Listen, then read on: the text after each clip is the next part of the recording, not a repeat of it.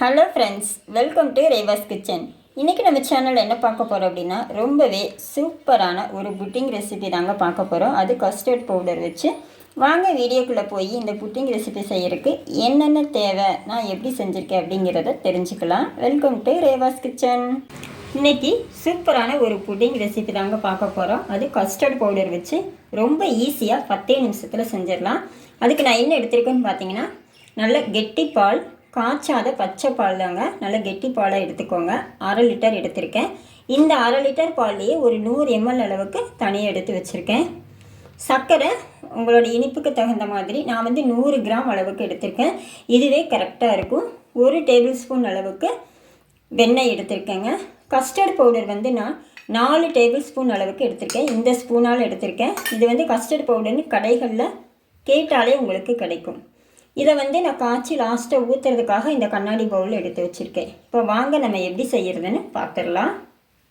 இப்போ ஃபஸ்ட்டு பாலை நம்ம காய்ச்சிக்கலாம். அடுப்பில் வச்சாச்சு. கூடவே நம்ம எடுத்து வச்சுருக்கிற சர்க்கரையும் சேர்த்துக்கலாம். சேர்த்துட்டு இதை நல்லா கலந்து விட்டுக்கோங்க. இது ஒரு 5 நிமிஷம் ஆகும். இது நல்லா பொங்கி வர்றதுக்குள்ளே நம்ம அந்த பவுடரை கரைச்சிக்கலாம். இப்போ எடுத்து வச்சுருக்கிறேன் கஸ்டர்ட் பவுடர் கூட கொஞ்சமாக பால் சேர்த்து கட்டி இல்லாமல் கரைச்சிக்கலாங்க. நீங்கள் அப்படியே சேர்த்துட்டிங்கன்னா கட்டி கட்டியாக விழுந்துடும். அதனால தான் நம்ம தனியாக சேர்த்து கட்டி இல்லாமல் நல்லா கரைச்சிக்கலாம். இதே உங்களுக்கு தேங்காய் இருந்துச்சுன்னா தேங்காய் பால் எடுத்து புட்டிங் செய்யலாங்க. அதுவும் ரொம்ப சூப்பராக இருக்கும். அதே மாதிரி ஸ்ட்ராபெரி இருந்ததுனாலும், மாம்பழம் அந்த மேங்கோ இருந்துச்சுனாலும் நம்ம செய்யலாம். ரொம்ப சூப்பராக இருக்கும். நல்லா வெயிலுக்கு இதமாக குள்ளுன்னு சாப்பிட்றதுக்கு ரொம்ப டேஸ்ட்டாகவும் இருக்குங்க. ஜஸ்ட்டு 10 நிமிஷத்தில் நம்ம செஞ்சிடலாம். பாருங்கள், இந்த அளவுக்கு கட்டி இல்லாமல் நம்ம கரைச்சி வச்சுக்கணும்.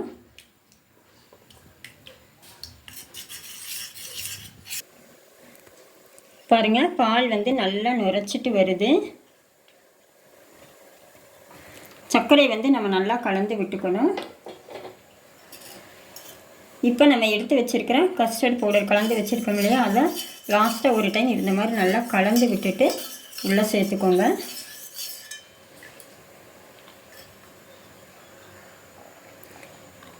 இந்த புட்டிங் ரொம்ப சூப்பராக இருக்குங்க. நீங்கள் கண்டிப்பாக உங்கள் வீட்டில் செஞ்சு பாருங்கள். நான் எங்கள் வீட்டில் அடிக்கடி நிறையா டைம் செய்வோம். சரி, ஜஸ்ட் உங்களுக்கு ஒரு வீடியோவை எடுத்து போடலான்னு சொல்லி போட்டிருக்கேன்.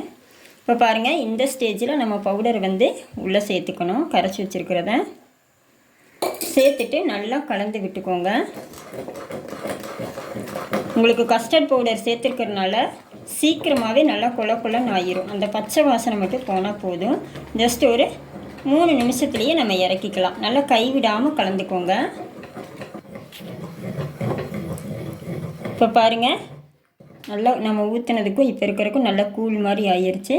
இந்த ஸ்டேஜில் நம்ம எடுத்து வச்சுருக்கிற வெண்ணெயை உள்ளே சேர்த்துக்கலாம். வெண்ணெய் எதுக்காக சேர்க்குறோம் அப்படின்னா, டேஸ்ட்டு ரொம்ப சூப்பராக இருக்குங்க. நல்லா சாஃப்டாகவும் இருக்கும். வாயில் வச்சதும் அப்படியே கரைஞ்சி போயிடும். அதுக்காகத்தான். இது கூட நீங்கள் ஏலக்காய் தூள் வேணால் ஏலக்காய் தூள் சேர்த்துக்கலாம். இல்லைன்னா வெண்ணிலா எசன்ஸ் இருந்தால் கூட நீங்கள் வெண்ணிலா எசன்ஸ் வேணாலும் அந்த ஃப்ளேவர் இருக்கும், அதுவும் சேர்த்துக்கலாம். இப்போ நல்லா கலந்துட்டு நான் ஊற்றும் போது உங்களுக்கு காட்டுறேன். 3லேருந்து 4 நிமிஷத்தில் நம்ம இறக்கிடலாங்க. பாருங்கள், இந்த மாதிரி ஆயிடுச்சு. முக்கியமாக நீங்கள் அடுப்பை லோ ஃப்ளேமில் வச்சுட்டு தான் நீங்கள் செய்யணும். கைவிடாமல் கலந்து விட்டுட்டே இருங்க. பவுடர் அதிகமாக சேர்ந்துட்டாலும் உங்களுக்கு என்ன ஆயிரும் அப்படின்னா, அல்வா மாதிரி ரொம்ப கெட்டியாயிரும். உங்களுக்கு புட்டிங் மாதிரி இருக்காது. ரொம்ப குறைவாக போட்டிங்கனாலும் ஒரு மாதிரி பிறுபிறுன்னு ஆன மாதிரி ஆகிரும். நான் சொன்ன அளவுகளோடு எடுத்திங்கன்னா உங்களுக்கு பர்ஃபெக்டாக ரொம்ப சூப்பராக வருங்க. இப்போ நம்ம அடுப்பை ஆஃப் பண்ணிடலாம். பாருங்கள், இந்த அளவுக்கு பதம் இருக்கணும். பாருங்கள், நல்லா கலந்து விட்டுட்டேன். இந்த ஸ்டேஜில் சூடாக இருக்கும்போதே நீங்கள் எந்த பவுலில் சேர்க்குறீங்களோ அந்த பவுலில் நம்ம சேர்த்துக்கணும். ஆறிடுச்சுன்னா உங்களுக்கு ரொம்ப கட்டி மாதிரி ஆயிரும்.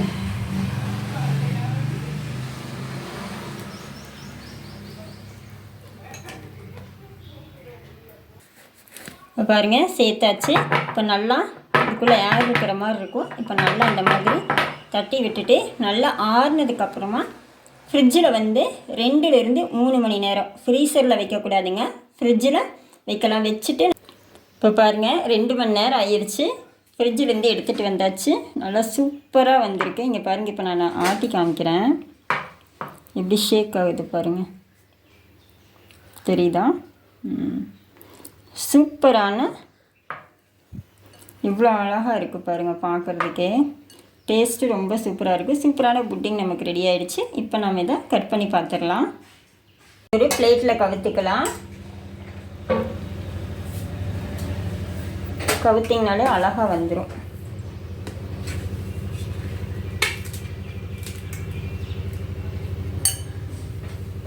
பாருங்கள் எவ்வளோ சூப்பராக வந்திருக்குன்னு. ஆடினாலே ஆடுது பாருங்கள், ரொம்ப சூப்பராக இருக்கும். கண்டிப்பாக அந்த ரெசிபியை நீங்களும் செஞ்சு பாருங்கள். இந்த வீடியோ பிடிச்சிருந்தால் லைக் பண்ணுங்கள், ஷேர் பண்ணுங்கள், மறக்காமல் நம்ம சேனலை சப்ஸ்கிரைப் பண்ணுங்கள்.